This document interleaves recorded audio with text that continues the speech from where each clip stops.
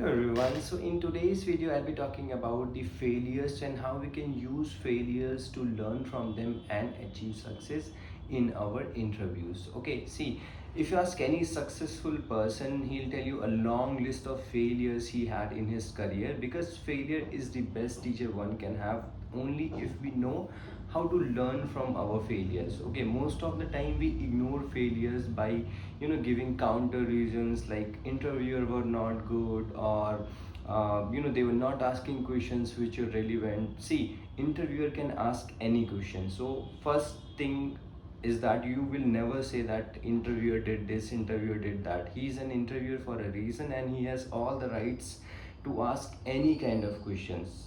All right, so we should never blame it on the interviewer. Even if we fail because of a bad interviewer, it's okay, there is always something to learn from it. Okay, see, you remember the movie MS Dhoni Untold Story? Mahendra Singh Dhoni was celebrating even when their team lost the Ranji Trophy match against Punjab, because MS Dhoni is celebrating because he knew that they were not good enough, and that's why they got their weaknesses, and that's why they worked really hard on their part. All right, so we also need to do the same thing. Every interview, if we are failing in an interview, that should teach us something on upon which we can improve in future and learn from it. Okay, never blame the interviewer or any other extra circumstances for the failure. Always, whenever you go in an interview, okay, you need to remember that you'll have to document, right? Like, all the questions which you were able to answer, all the questions which you were not able to answer, all the questions which you were 50-50. So the documentation is very important, because whenever you write down the questions, even the questions which you were able to answer, they also have some potential to improve the answers, the way you give the answers. Obviously, the questions which you were not able to answer, you will have to improve on that part. You will have to learn those things. But even the questions which you were able to answer, you can find out the way that I could have told it in a better manner. I many times get the candidate who say that, sir, I was able to answer almost everything, like I answered all the questions, yet I got failed.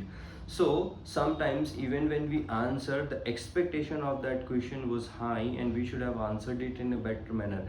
Always understand, there are two types of questions. One is the easy question, one is the hard question. Okay, the easy questions are the questions which anybody can answer, and if there is a question which is an easy question anybody can answer, then it is your responsibility to answer it in an extraordinary manner rather than just answering it. Okay, so if I ask you what is the difference between role and profile, and if you just give me a one liner, I'll never be satisfied with your answer, because everybody can answer that. So here the expectation is not that you should be able to answer, the expectation is that how well you can answer that question. Okay, so if you are getting an easy questions, always go extra mile to answer those questions, because those questions have very less margin of going wrong, because everybody knows the answer of it. So do something extra in such kind of questions. If there is any hard question, even if you are able to just answer it 10, 20, 30%,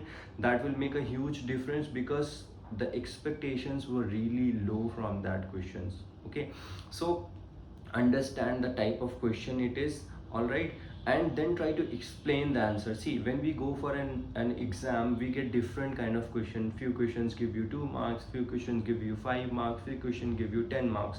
Try to understand, try to categorize the question, which question is of high potential, high gravitas, and then try to answer it in that manner. Okay, if somebody is asking a question which is really hard, it's okay even if you're not able to answer it in the best possible manner if you don't know it. But all the easy questions, you should never give one pointers, you should try your best to explain such kind of questions.